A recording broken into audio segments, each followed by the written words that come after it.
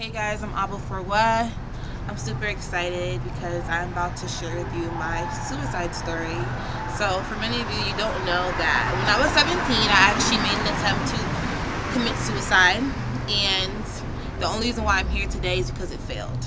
So, basically, what happened and how it all began was um, when I was 5 years old, my parents got divorced, and it was something that I really struggled with. Bye. Nice to meet you. It was something that I really struggled with, and over the years, I just felt super misunderstood by, like my mother and my sisters, and just by people, and I was never like really close with my mom or my sisters, and I just found myself befriending people and becoming closer with them than I was with my own family. And so a lot of the times I would be going through things and I wouldn't talk to anybody about it, or I wouldn't talk to someone who could help me about it. I talk to friends, and most of the time when you have friends, they're not, I'm not saying they're not wise, but they can't advise you the way that maybe your family will, or someone who truly cares about you will. So basically, long story short, I get into high school, I'm doing a lot of things, getting into a lot of trouble, really just more so being very passive aggressive, and I had a very, very, very rocky relationship with my mother and with my family. Even at one point in time, I was told that I was going to end up pregnant, dead, or in jail. Neither of them have come into fruition, and I rebuke that in the name of Jesus. I do want to get pregnant one day, but when there's a ring on this finger. No, that's pop out the baby. But I basically, I had a really rocky relationship with my family, and it was more so towards senior year of high school, just going into senior year of high school. I didn't really have a good trust with my mother, who I was living with most of my childhood and my adolescence, and I didn't really have good trust with her, and I really resented her as well for a multitude of things. So I did a lot of things that I shouldn't have done. But it got to a point where in summer 2011, we went to Ghana, and we just came back. Everything was good. I was like rebuilding trust with my mother. She was like helping me with my SAT classes, college applications, all this stuff. I was super excited to finally go away to college. And it was October, I remember, and this was the day I had to hand in like my college essay to my English class, and I forgot my USB drive at home that day that had my college paper essay on it. So, senior year, everybody's driving, but I didn't have a car, I didn't have my license, because junior year I got into trouble. And this time was actually about something that I actually didn't do. So I was penalized for it, and on my birthday, I wasn't taken to my driver's test, so I didn't get to get my license.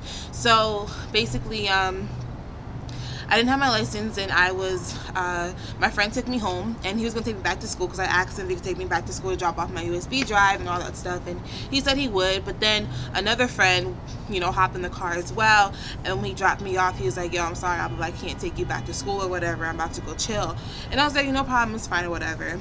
My mom had actually bought this like 2000 or like a 1999, some old ancient behind vintage Corolla, but it was still drivable. Toyotas are freaking inevitable. They don't break. But she had this Corolla that she's gonna send to Ghana for my cousin to use, basically to drive to and from work every day. And the key was sitting on the kitchen table, and the car was outside. Nobody was home. I got home first because it's senior year. You get home before everybody else. And basically what happened was, it wasn't my first time still in the car. I stole the car a lot in high school. I got in trouble for it, so this was nothing new. But I was on a good path. I was building trust, so nobody was expecting me to do that, and I feel like her leaving the key there was a sign of her trust, which I betrayed completely. So I took the car, I drove to school. My excuse was to go hand off my college essay, which I did. Got a little hype, carried away, started going to all my other schools to go visit my teachers I haven't seen, went to my old middle school, and literally as I'm backing out the middle school parking lot, I hate bees. I hate bugs. I don't like them.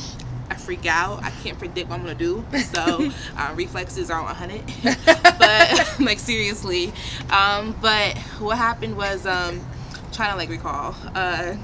So it's an old school vintage ancient Toyota. So I had to roll the windows down. And I'm rolling the windows down, tuning the radio, whatever, trying to figure out how to tune the radio. And a bee flew in the car. And I literally had just finished reversing and was getting ready to leave. And the bee flew in the car and landed on my chest. Hi. How y'all and doing? good, how are you? Okay, I know Good. y'all watching this. I'm so sorry, I'm everybody currently have recording. dollars? I'm recording something. Thank Okay. you.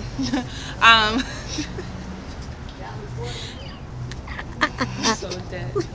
She's so Now you right. Right, like we're gonna leave that in there though because this is, jokes though. She dragged it. Go ahead. she really tried it. I knew she wanted something. She said, "I know y'all want." I just saw the way she was walking closer and closer, and I was just all right, anyway, stop. So I rolled the windows down, and the bee flew into the car, and it stung me. 05. And 0614.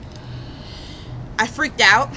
So instead of hitting the brakes, I floored the gas. Oh my god. Floored the gas, and by God's grace, and this is how I knew God was in it from the beginning to the jump, because I had just put my seatbelt on, literally, because I was pulling out. And the direction the car was facing, because I was in a school parking lot, was the only direction that was facing a curb, then the grass, then a tree, then a building. And every other direction, there was cars. So I floored the gas, and I hit the curb with that low behind car and that high curb, busted the oil tank, hopped on the grass, and before I ran into the tree, I like caught myself and I stopped. Airbags deployed and everything. When I say like the smoke from the dusty ass airbag almost killed me alone, but it didn't.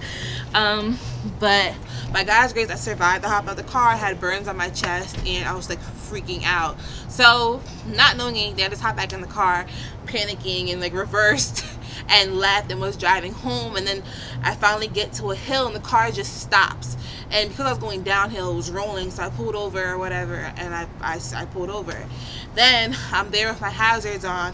I'm like, calling everyone, call my dad. He's like, I'm not coming to help you. I'm fed up with you. Call my stepmom. She was contemplating, And the last person I wanted to call was my mother, but it was her car. I lived with her, so I'm still an adolescent.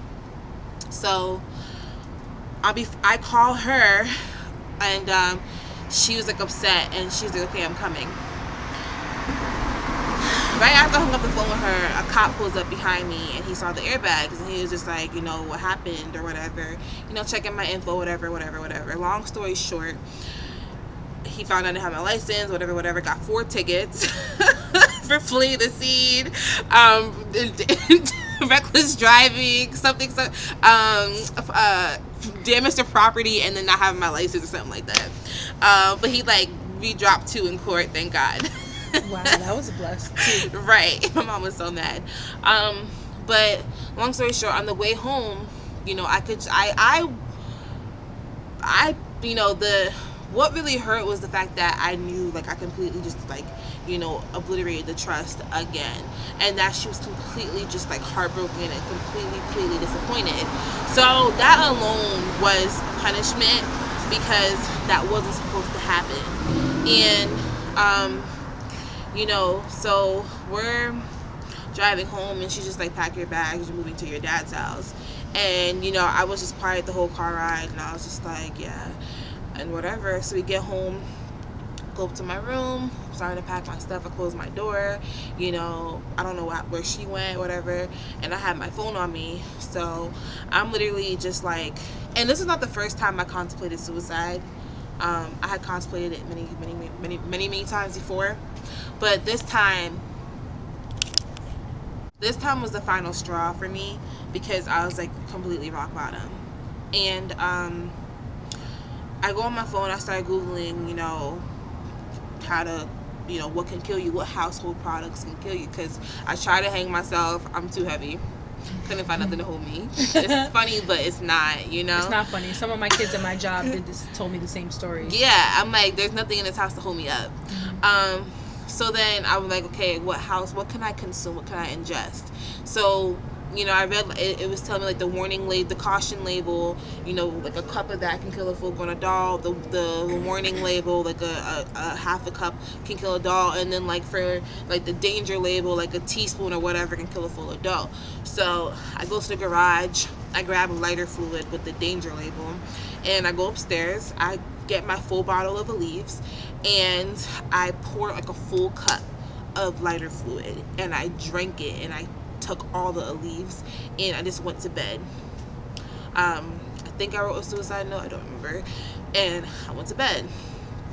Next morning, I'm just like, am I dead?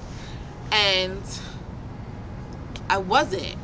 And in that moment, something just pulled me back, and I had an outer body experience. I didn't feel like I was myself, and I felt like a white light, like a calm piece of serenity, like I was at peace, like over me. And something in my spirit said, like, it's not your time, like this is not your time, like you have a purpose. And that's all I really got from it, because at that point in time I was very idolist, I was very aimless. I just from everything that I have done, I did, I feel like I couldn't move on. I felt like a terrible person. Like I was really just a menace, like a more so of a problem for my family that was a blessing. I felt a lot of negative things, so I was like, why do I even need to be here? Like maybe if I go, maybe it'll be better. So after that happened, I didn't question. I didn't have those thoughts anymore. I just knew I had a purpose and that it wasn't my time to go. So I vowed to myself that no matter what happens, I'm going to figure out what my purpose in life is. So basically after that, even though like it was really, really hard, I had a terrible senior year of high school, and like just dealing with my family, like my mom didn't talk to me for months, and just constantly like being shamed and this and that, the third, because nobody had knew what I had attempted the night before. I just woke up the next morning, I didn't have a stomach ache, I didn't throw up, nothing happened. It was like as if nothing, I didn't do anything, and I was just like, this is God. So that was my real first like true, like I feel like, and that's how I know for a fact God is real, because I should have been dead. I should have died twice that day, when I crashed the car and when I tried to commit suicide. So ever since then I was on a journey to find my purpose in life. I still feel like at times today I feel that I have a purpose more so than ever, because I feel like I'm a lot of things, like the universe agrees with me. I feel like I have a lot of favor. I keep running into the right people, and it's effortless. Nothing is forced or coerced. Sometimes I just blink and there's another opportunity coming my way, and I know that I'm walking in my purpose. I still don't know exactly what it is, but the only thing that kept me going and keeps me going was that vow and that day. Right. And I just want people to know that when I was 17, I didn't think today was possible. I didn't think having my freedom was possible. I didn't think that I would have my own money or be able to just move freely. I didn't think that I had any value. I didn't think anything of myself. I felt very, very worthless. And so today people are like, oh my God, you're so confident, you're so inspiring, you're so this, you're so that. But you would never think that I came from where I came from to be where I am today. And there's still more coming. So this is my suicide story. And I'm ready to come out about it. I'm ready to share. I'm ready to talk to people about it. I love especially speaking to the youth and the adolescents, because when you're a teenager, that's when you start to have a voice for your, start to get your own voice. You start to see things for yourself. You're no longer seeing from your parents' eyes. And so you start to disagree with your parents more, you fight with them more, because you're starting to have a mind of your own. And so a lot of teenagers contemplate and battle with suicide, and I'm not surprised by that. But if they can at least see someone who's battled with that and even attempted it and survived, because many people who really could be groundbreaking, earth-shattering in this world commit suicide and is successful. And then there's people who are attempted or haven't attempted it but are contemplating it, who never do it. Like, they're gonna become something one day. So could you imagine if I would have died? I wouldn't be here today being fully expressed and empowering people to be fully expressed and to live their life, to redefine who they are and to not let people define them. You know what I'm saying? I can go on and on and on, but the gist of the story is just be fully expressed. You have a purpose, you know, and you might not know what it is right now, but you will one day. And you don't just, you know, you don't just you stumble upon your purpose. So it's okay to feel like you're aimless or whatever, but just dabble in the things that pique your interest. Always inquire about your desires, and I promise you one day you will stumble upon your purpose. And Always that inquire about your suicide, desire. that's the enemy trying to stop you from living out the assignment that God gave you. Right. I don't know what's gonna happen, that's alright with me. I open up my arms and I embrace the mystery. I don't know what's gonna happen, that's alright with me. I open up my arms and I embrace the mystery.